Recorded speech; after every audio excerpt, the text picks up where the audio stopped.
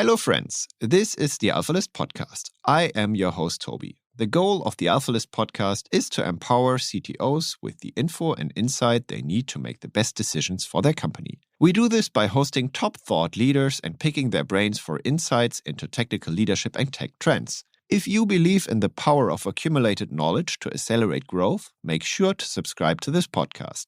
Plus, if you're an experienced CTO, you will love the discussion happening in our Slack space where over 600 CTOs are sharing insights, or visit one of our events. Just go to alphalist.com to apply.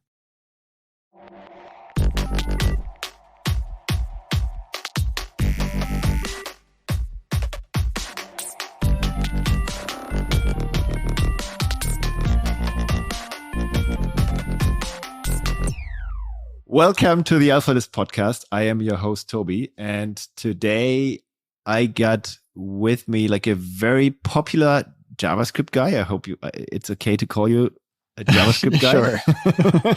He's a world renowned. He's a world-known JavaScript speaker, teacher, trainer. I think you're actually like even an educator for living, right? Yes, it's my full-time thing. Your full-time thing, and you're also like a Google developer expert. You co-founded Remix Software, which is, I think, the company behind the Remix framework. You're also telling us a bit more about today. And you have over 200,000 followers on Twitter. I think I'd call you a JavaScript influencer. Would you consider yourself one as well, or? I think I influence people's decisions sometimes, so I suppose so. For the good, I hope. Hopefully, in a positive way. Okay, but let's first talk about like your career as an educator. So you first started off as a developer, and you seem to be like a talented developer as well. If I look at your examples and your articles. And then at a certain point, you decided to become an educator. And now you essentially, you do a podcast where you promise that your guests will have a better life after listening to them. Like, is that correct? That's my hope. Yeah. And like, do you already do you know if that is true for some of your guests? Like, do you get feedback on that? Like, what was the best feedback you ever got for your learning material and stuff like that? Oh, from just the stuff I do in general. I think I've heard countless stories of people who have gotten promotions or got their job, or were able to implement. Or like simplify APIs from the things that I teach in not only the podcasts, but also the courses that I have produced and stuff. So that's really gratifying to hear. And on top of all that, of course, there's people make friends and developed new relationships with other people as part of my community on Discord and things too. As well as the open source stuff that I'm involved with. So yeah, I feel like my mission of making the world a better place has, there's definitely been a lot of that happening. That's a great mission, but there are no like cheesy things like people getting married after a meeting and on your Discord. No, I don't think. I mean, maybe that's happened, but I don't think that's we've quite gotten to that level yet. Okay. And you're like purely doing technical stuff, or like are there other things you teach or try to teach? So my blog has stuff around the so-called soft skills as well. So I have stuff around intentional career building and how to get the business to do whatever it is that you want. The trick is you change what you want to be what the business needs. And so like stuff around that. But primarily the stuff that I'm teaching and the stuff that I charge money for is all going to be technical web development related stuff. Okay. And you all do that through your website, like directly, or DTC essentially? So my website, everything that's on my website is free. And then I have courses that I sell on testingjavascript.com and epicreact.dev and Epic Web. And each of these have elements of free things on them. But that's pretty much where my income comes from, is those. Okay. So maybe in the outro, you give people like a few URLs and tips where to get started with your material, because it sounds great. Let's maybe start a little earlier. It's like one of my favorite questions. Like, how did you get into computing? What is your personal nerd journey? When did you discover you're a geek, you're a nerd, and why is that? Yeah.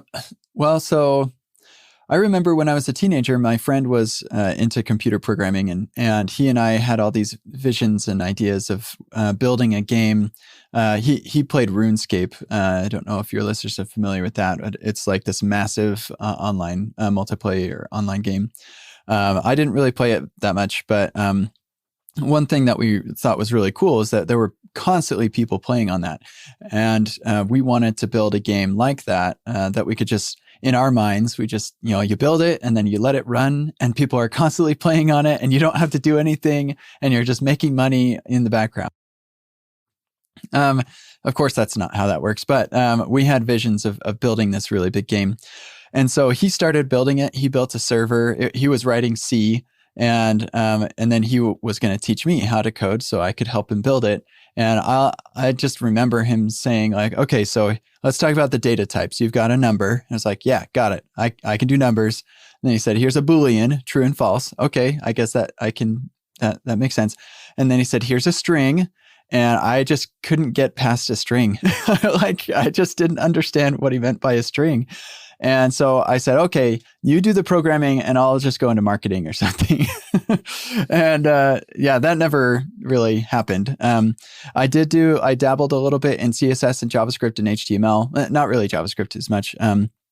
But I had a blog on Blogger and made customizations and stuff like that.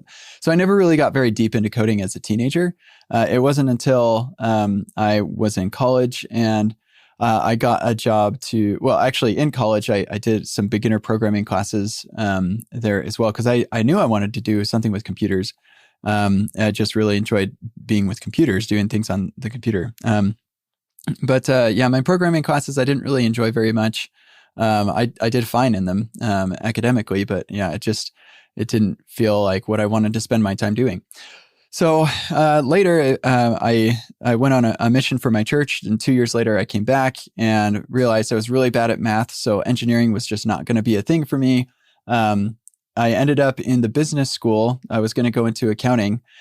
I had to program a little bit in my information systems class, and I realized that I could do computers in a practical way. Like, the thing that I just never got out of my earlier programming classes was, how does this relate to anything useful in the real world?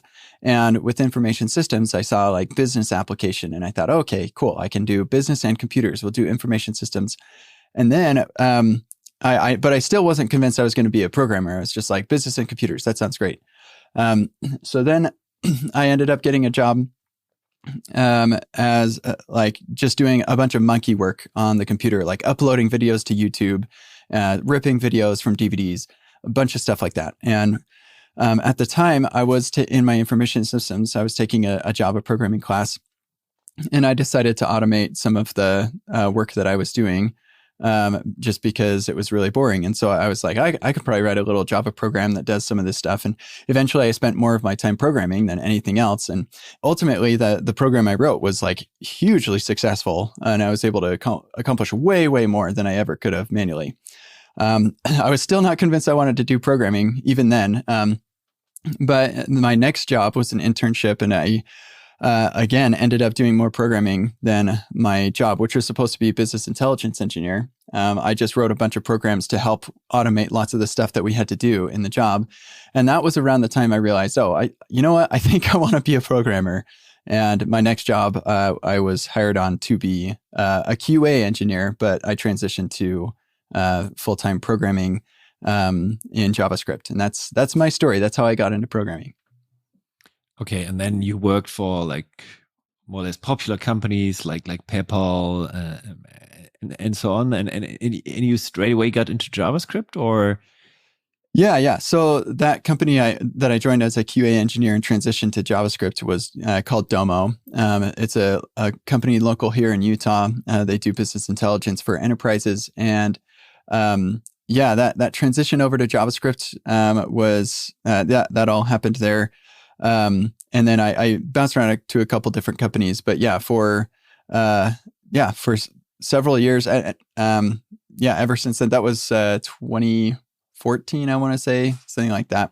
Actually, really probably 2012, 2013 that I joined up with them. And I've been doing JavaScript ever since. So that was like then old school jQuery. Oh yeah, HTML. Yeah. We were doing at Domo we were doing Backbone. We were actually pretty forward thinking at the time. Mm-hmm. Like our server was totally separate. It was all SPA, all that stuff. We're kind of rethinking some of that stuff right now, but or I don't know about them, but like we as a community are rethinking some of that. Then my next job was JSPs, but I was mostly front end stuff even there with Angular JS at both of those companies. My next company was a smaller company. It was full SPA. S3 buckets was my deployment target. Like that was so nice.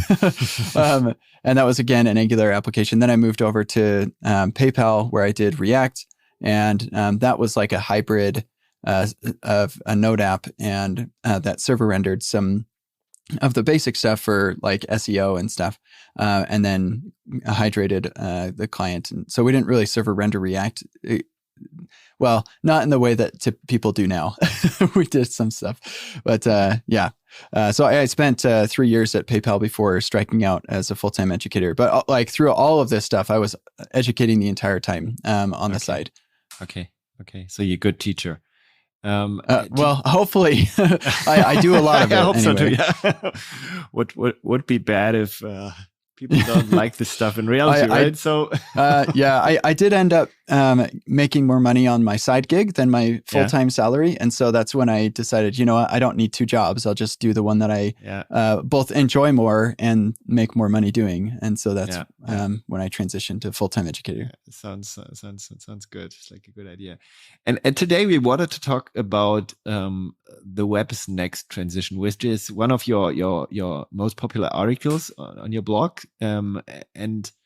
Like people that follow my podcast know that I'm sometimes a bit conservative with JavaScript and the client side. And that sparked my attention because you're essentially talking about the next step after SPAs, which honestly I hate.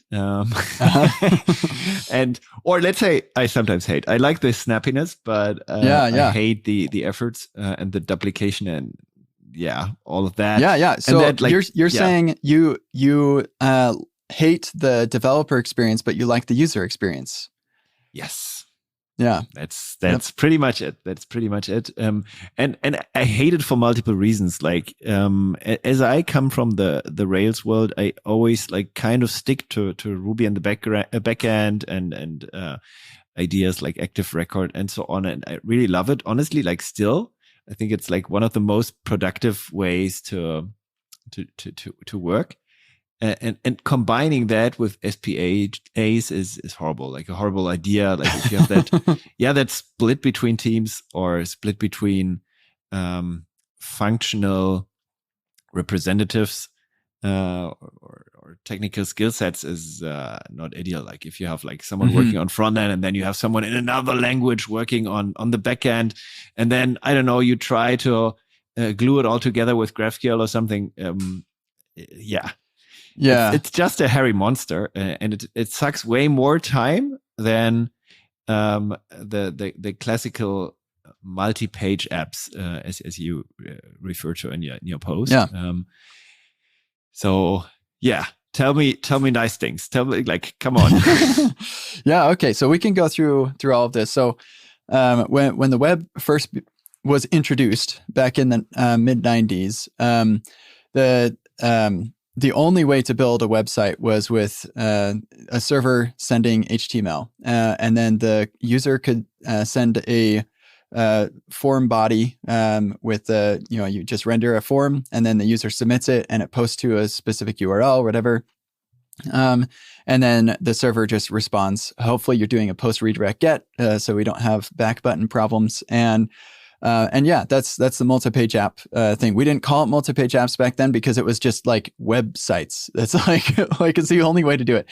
But now we call it multi-page apps because it's necessary to distinguish from the other ways that you can architect a web application these days. And SPA is probably the most common, or is absolutely the most common actively developed architecture.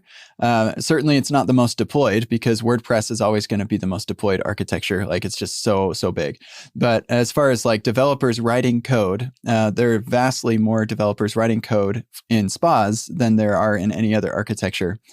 Even if they involve server rendering in some fashion. But I see this. Why do you think this is the case? I think it's because the user experience demands it. The reason that we transitioned from MPAs to anything else was because full page refreshes were just not okay.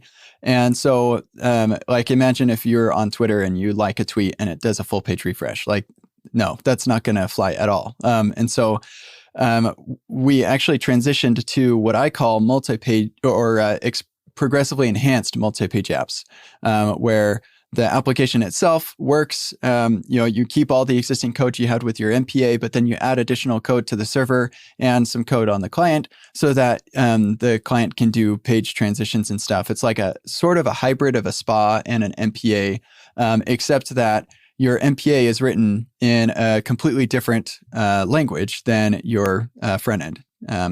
And so like the templates that you're using, like let's say we're on github.com and we're on an issue and I type in a comment, I hit submit.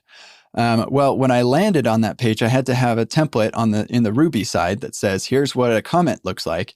And then when I submit it on the client and I'm not doing a full page refresh now, I have to have a template on the client side that the JavaScript can interpolate all of these values into. So we have two completely different languages that are duplicating just a ton of code.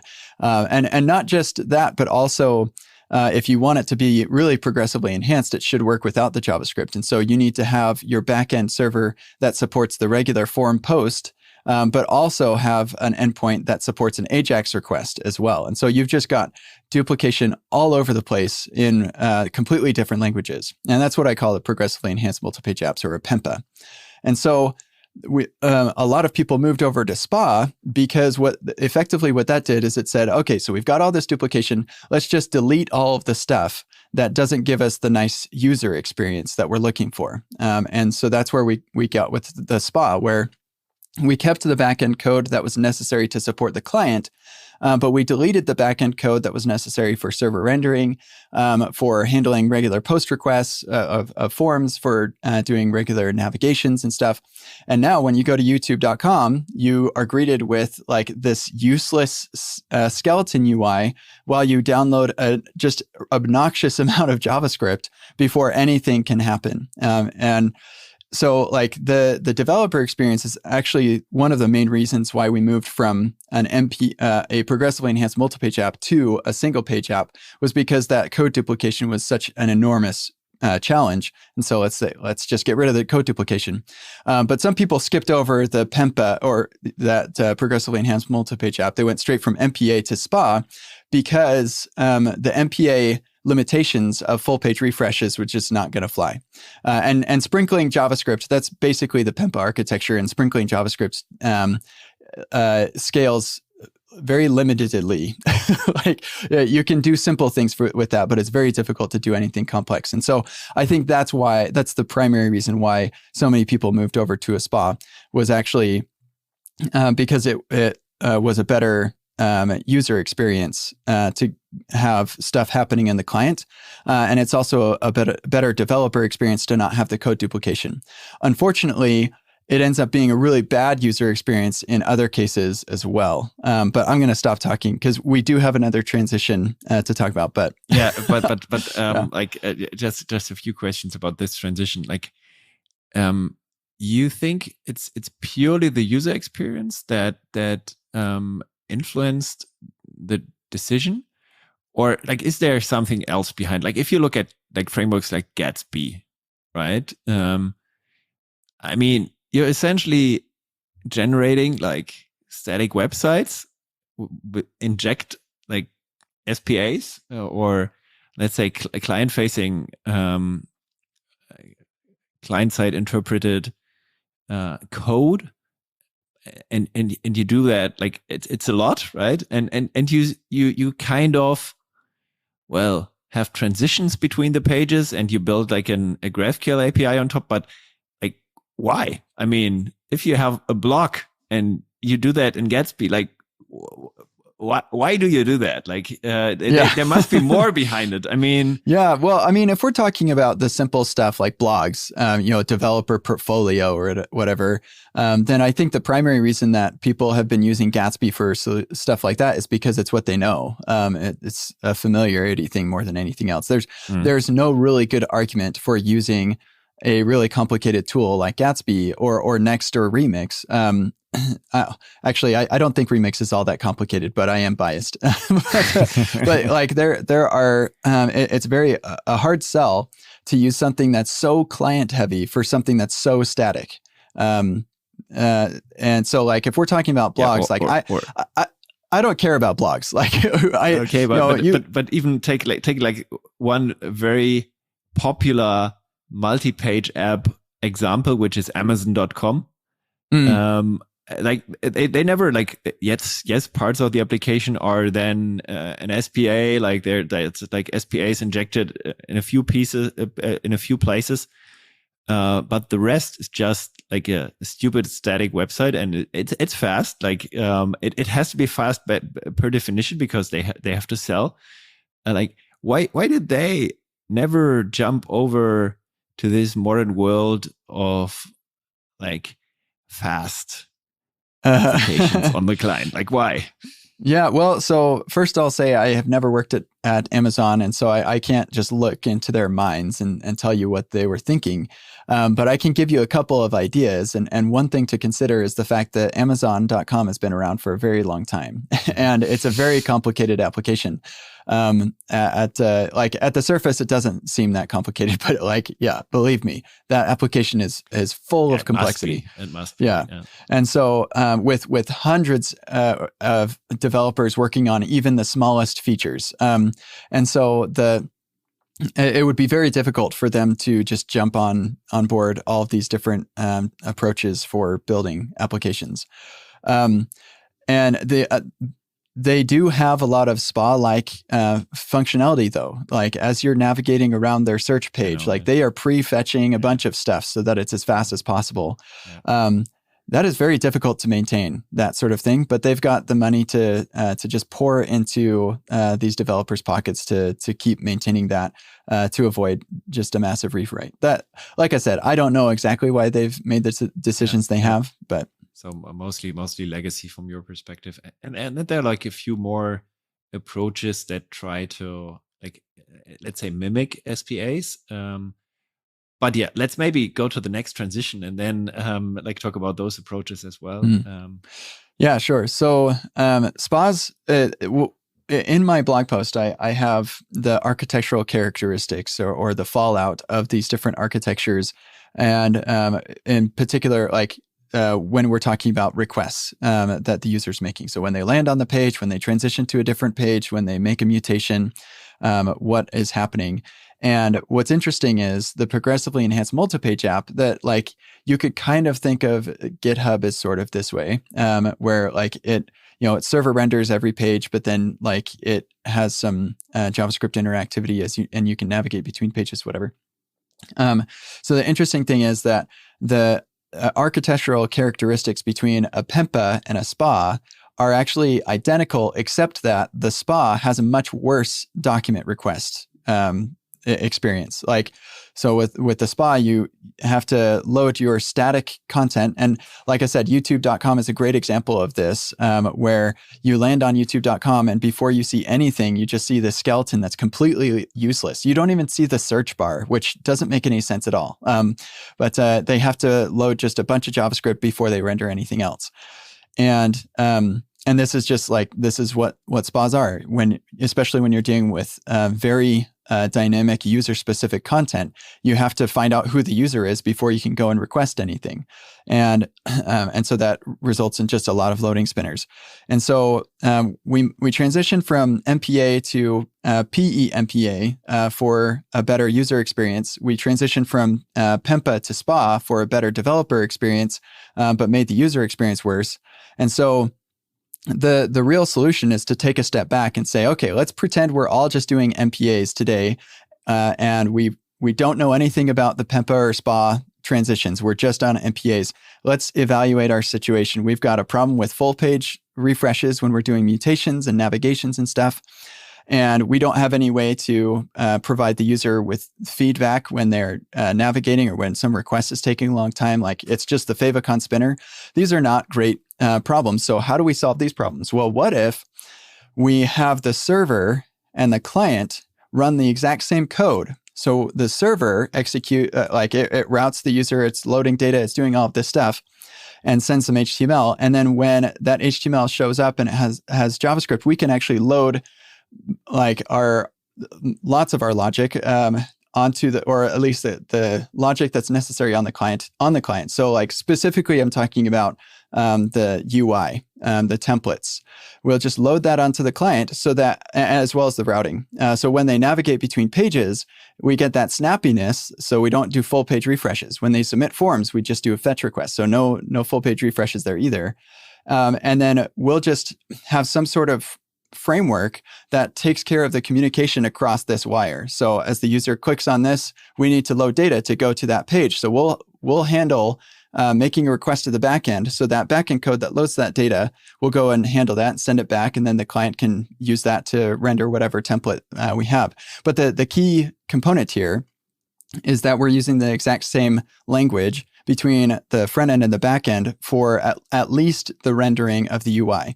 Now, data fetching, like what you're using for accessing stuff in the database, like if you're using REST or GraphQL, whatever it is, it actually doesn't matter. You just have a little section of your code that says, here's how I get the data, and then the framework will just handle getting that data into the server render, as well as getting it to the client transitions. And the same thing for our actions when the user submits a form.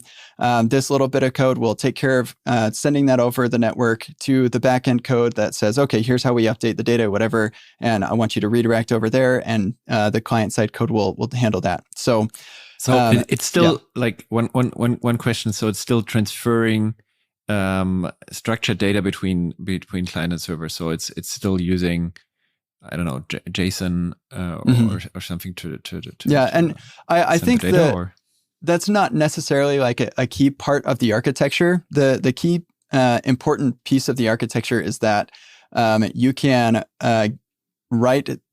So you get the user experience of a SPA with the developer experience of an MPA. So exactly what you were talking about.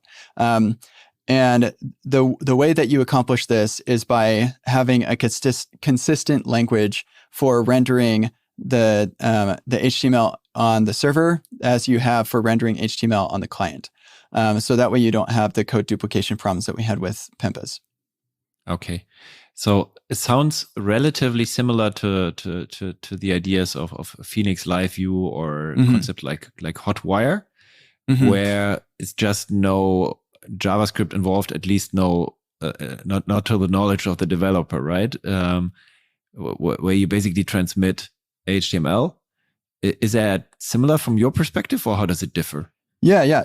I should probably spend some time playing around with that, as well as it used to be called TurboLinks. What's it called now? Hotwire. It's essentially Hotwire. Yes. Yeah. Hotwire has a similar characteristic there, because I can't speak to by any experience there, but my impression is that it is similar in many ways. Because the core concept here is that the template for the UI is the same language, so that the user doesn't have to get a full page refresh to go to the server to get that new stuff. Another important characteristic here is one thing that I like about Remix specifically is how it manages progressive enhancement so that I can add things like pending states really easily, and optimistic UI is handled really, really nicely.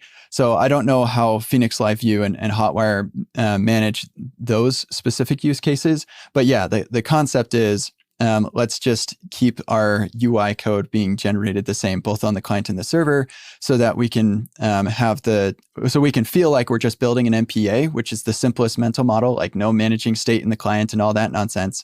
But we can give the users the experience like a spa, where we're not doing full page refreshes. We have really great animations between different, I submitted a form, there's an error. I can animate those error messages in, and like focus management and all of that stuff. And you essentially don't care if the validation of the error is done on the server or the client side. Is that true? Or well, so the validation 100% always has to happen on the server. Like no matter what you're building, you have to validate on the server. Yeah. But you can progressively enhance a nicer experience by let's say I'm signing up for Twitter and I'm choosing my username. I don't want to have to type in my username and hit submit and get a before I get the error message that says, hey, this has already been taken. I'd rather have it at least be on blur of the input. Like when I move out of the input, now it validates, or after I stop typing for 500 milliseconds. So that's where the progressive enhancement piece comes in. And that's something that Remix has just nailed. In fact, that's a really important pillar of what Remix is all about, is progressive enhancement. And then to stay with the validation example, that then means that where is it done physically? Is that the client or is that the server? Yeah, that's a great question. So in the context of Remix, that validation can be done from the client, but in a typical Remix application, you're going to write server code that does the validation. And then you'll have just this tiny little thing on the client that says, when the users stop typing, trigger this fetcher. We call them fetchers. That will go and do the fetch, and then we can show the validation there. Of course, regardless of what framework you're doing, that's the architecture there, is when the user is finished typing, we're going to send a fetch request. Whether or not you're the one writing the JavaScript, or if you're writing something else. Like I said, I'm not familiar with the other solutions. Yeah, that I'm guessing they have something like that, but I don't know. I would hope they would, because that's a really important thing for the user experience. I'm gonna tell you about what my first touch point with SPAs, which was I think Ember.js back then, which I think was kind of close to the Rails world, right? And also concept wise. And I thought, so great. I can build an offline first application that is really offline and dealing with all the data on the client side. And I sometimes sync it to the server. It's going to be great. And then after a time, I realized playing with it, essentially you implement everything twice, all the validations, everything that happens, you implement it twice. And there was such a major disappointment. So with Remix, we don't currently have any way to run Remix in a service worker yet. But Remix was actually built with the idea of Cloudflare workers in mind. So we wanted to make sure to use the platform web fetch API and stuff. And all of this is the web worker or Cloudflare workers is based on top of the service worker spec. And so because you can run Remix in a Cloudflare worker, you could presumably run Remix in a service worker as well. And so I'm just waiting for, I know that there are just 2 or 3 small patches that need to be made in Remix.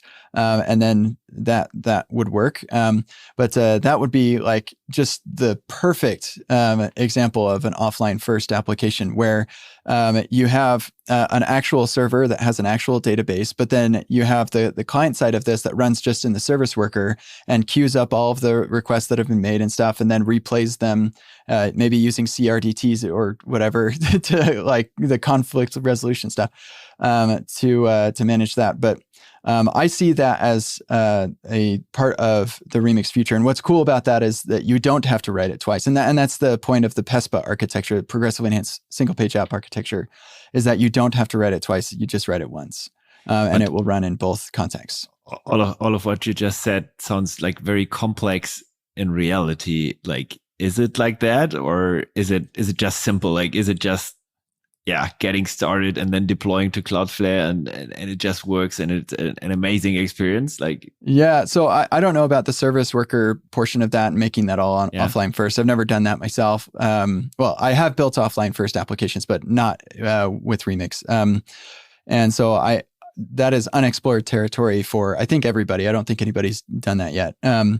But my impression is that this is something that that is definitely possible. I would expect this would be extremely difficult to do without a JavaScript first framework.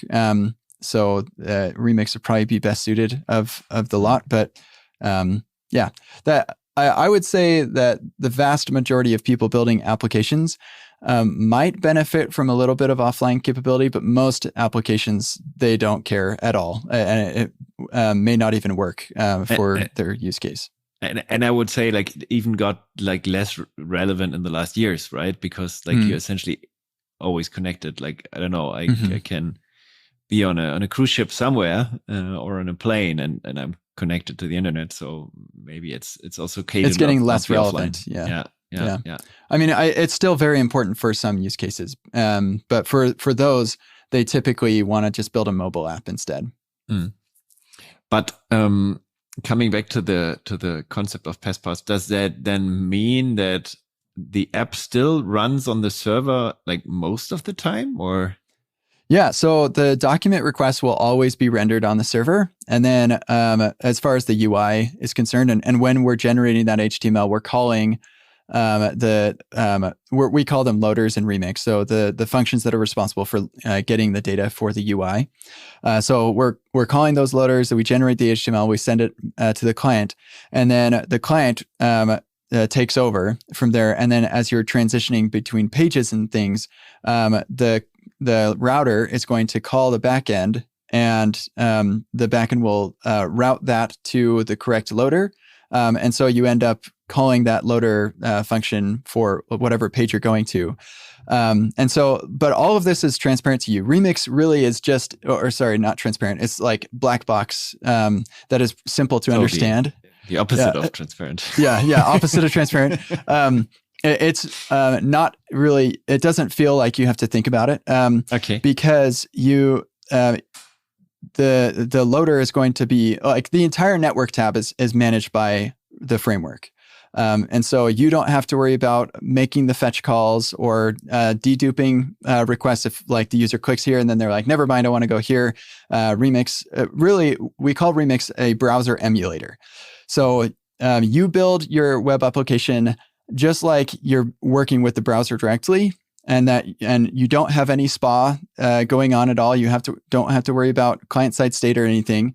And then Remix will give the user a better experience by emulating what the browser does. And it handles prevent default on form submissions and link clicks and stuff. And then it will behave as close to what the browser actually does as possible, sans the full page refresh and lack of optimistic UI capabilities and stuff like that. So for the vast majority of your code, it feels like you're building an MPA. And then you have a couple of little pieces here and there that are like, oh, I want to put a loading spinner right there, or I want to do optimistic UI here, or whatever the case may be. You especially work with frames, like you replace frames with content, or I'm not familiar with. I'm not familiar what the concept of frames is. Well, you pick like spots on the screen which you want to refresh, and then you replace the content there, or? Yeah, you don't have to think about that. It really, so Remix will, with your loader that's responsible for loading data, all you do there, that's just server-side code. You don't do anything with client there. You get a request, you send a response, and that's it. And typically you're going to send a JSON response. And then in your UI code, that runs both on server and in the client during transitions and stuff, that will receive the data and then render whatever UI you want to. And so if any of that data ever changes, like the user submits a form, Remix will do what the browser would have done, which is revalidate the entire page. Like all the data that's on the page gets updated, and then we're using React, but all of the components that are affected by that data change will get a trigger of a re-render. So you don't really have to think about, oh, like the user changed this, I've got to go update this. Like that's just not a thought, because when you're building an MPA, you don't think about that either. You build an MPA, the user submits a form, you post redirect get, and now poof, you're on a brand new page. You never think about, oh, I got to update this part of it. No, they just go to the new page, they get all the new HTML. So yeah, it really does just feel like building an MPA. So it slightly reminds me of the 90s when there were like thin clients which were like fully dependent on the server. And it's like the kind of the opposite of an SPA in a way, right? And seems to be or sounds familiar. Like if you work with, I don't know, Nuxt.js, Next.js, it's a bit similar. But they mostly do the SSR stuff for Google still, right? That's at least how I get it. Yeah, so there are some similarities in the fact that it's server rendering in a node environment and generating HTML. But both of those frameworks don't do anything with mutations. So if you make a data request or like a post request of some kind, you are on your own to make sure that the page gets revalidated, the data on the page is updated. So like the example that Facebook came out with when they invented the Flux architecture was they had their notifications for how many messages you've received, and when you would go and mark a message as read, it wouldn't update the notification that said how many you have remaining and stuff. And so Flux was born, and we entered a very interesting time in the front end world of state management for the client. In Remix, this would never have been a problem because Remix will, when a mutation is made, Remix will do just what the browser would have done, which is revalidate the entire page. Now, sometimes this is suboptimal to revalidate all of the data on the page. And so there are levers that Remix gives you to opt out of specific areas of the page that are just like, yeah, I know that this changed, but like the data should not be revalidated in this case. But the default is to just do what the browser would have done. Okay. And performance-wise, if I get it correctly, and you're limited by the APIs, right? It's then your bottleneck. Like if you can like distribute it on, I don't know, Versal or Cloudflare, the API is kind of the equivalent to IO. And like, is that a problem? Not really. So like whatever you end up building your application in, you are going to need to talk to the server, whether you're getting JSON or whether you're getting HTML. So it actually doesn't make too much of a difference from that perspective. Like you gotta, like the user made a mutation, we've got to go update our data. So I suppose the performance would be a little, it could be a little worse if you're okay with having stale data on the client.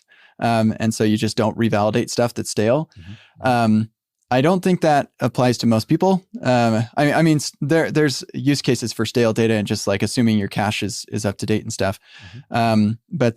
But yeah, certainly I think most people would consider that a bug. If I just make some mutation, mark the message as read and then the number doesn't update, like that's a bug. So you're going to need to make another request to go validate, okay, what is this value now? So you end up making the same number of requests, most likely anyway.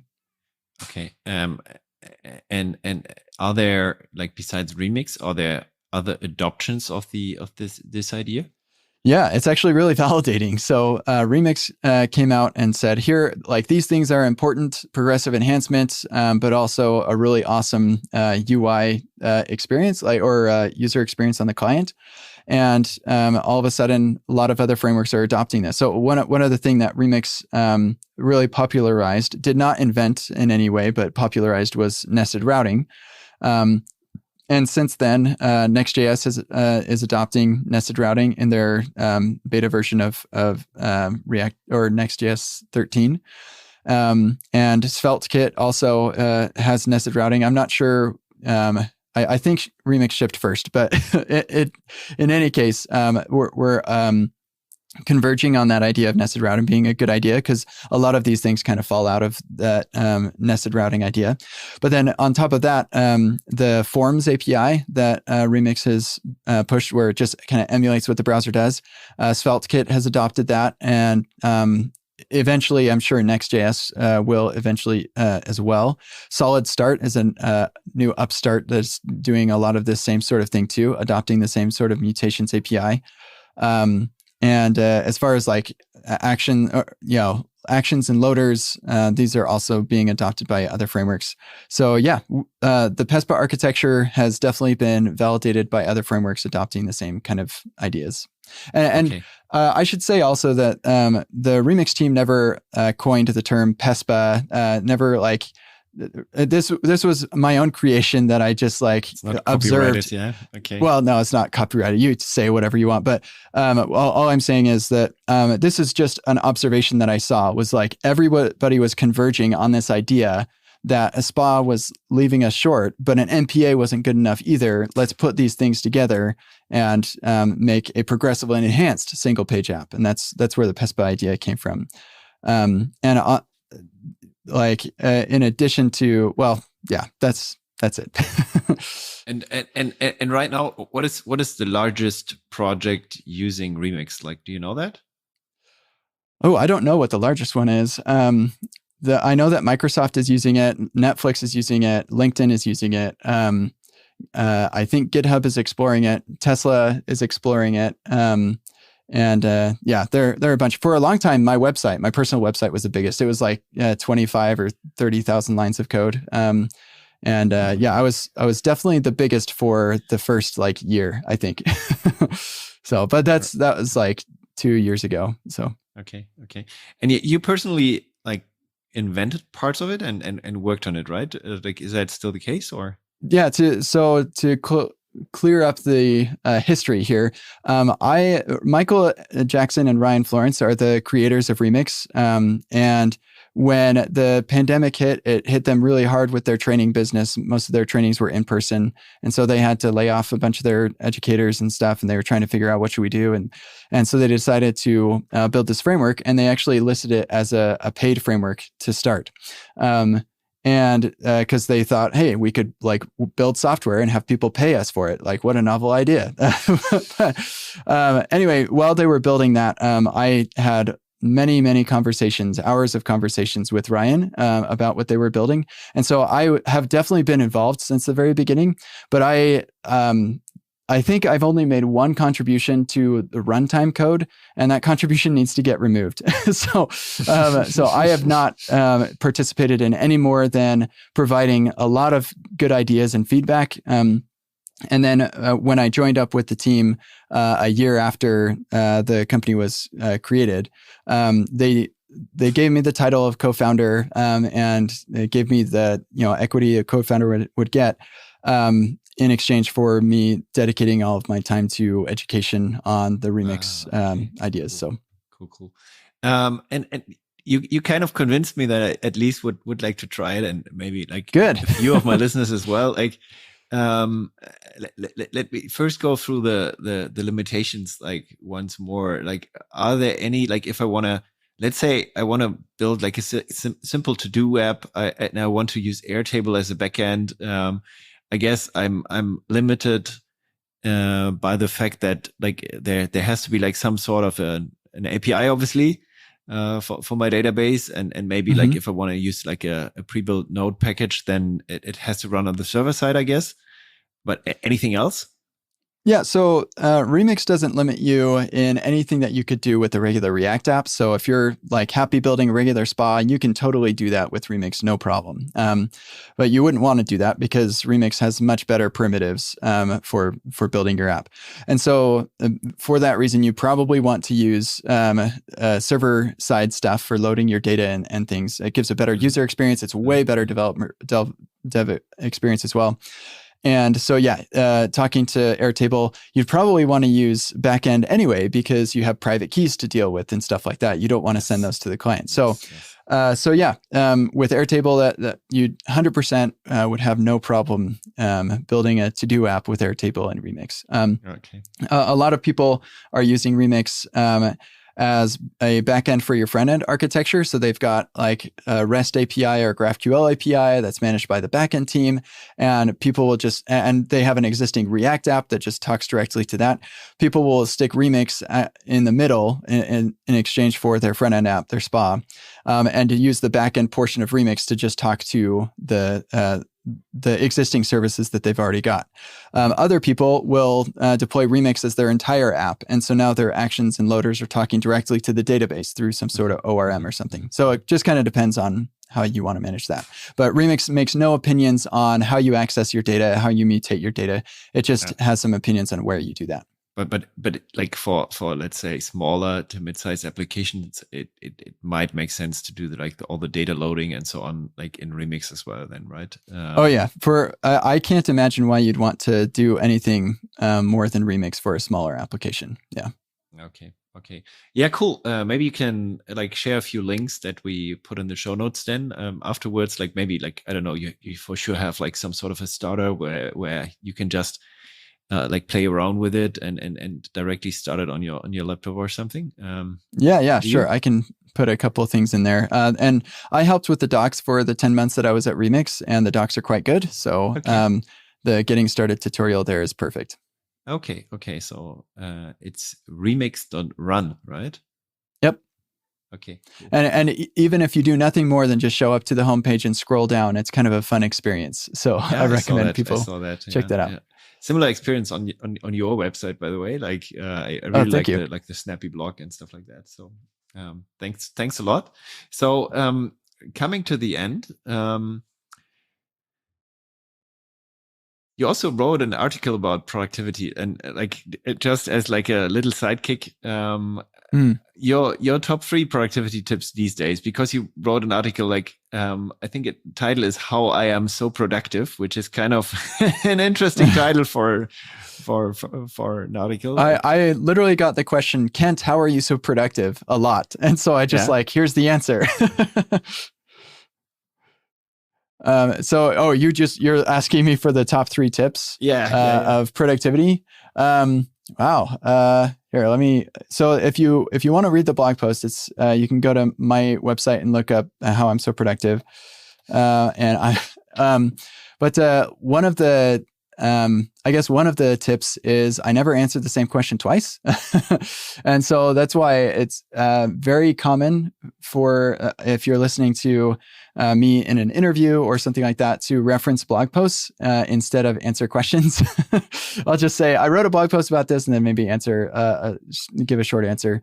And so that actually comes out of the idea of increasing the impact of the value that I create. And so the conversation we're having right now is we're creating value, and you're going to increase that impact by publishing as a podcast. And that's why I started podcasting as well, is because it gave me a really good opportunity to reach out to some big names and say, "Hey, I have some questions." And normally these big names are like, "Well, I'm kind of busy. I'm not. What am I gonna get out of this?" And so I say, "Well, I'm gonna publish it to tens or hundreds of thousands of people," and they say, "Yeah, sounds good. Sign me up." And so, increasing the impact of my value is a really good tip. And actually, one thing that I mentioned at the beginning of the blog post is that my productivity is an illusion. I'm not as productive as people think that I am. I'm just so public about the things that I do that you see everything that I do, where lots of people are doing lots of things. But by increasing the impact of my value, people are seeing a lot of more of the things that I do, which I think is key.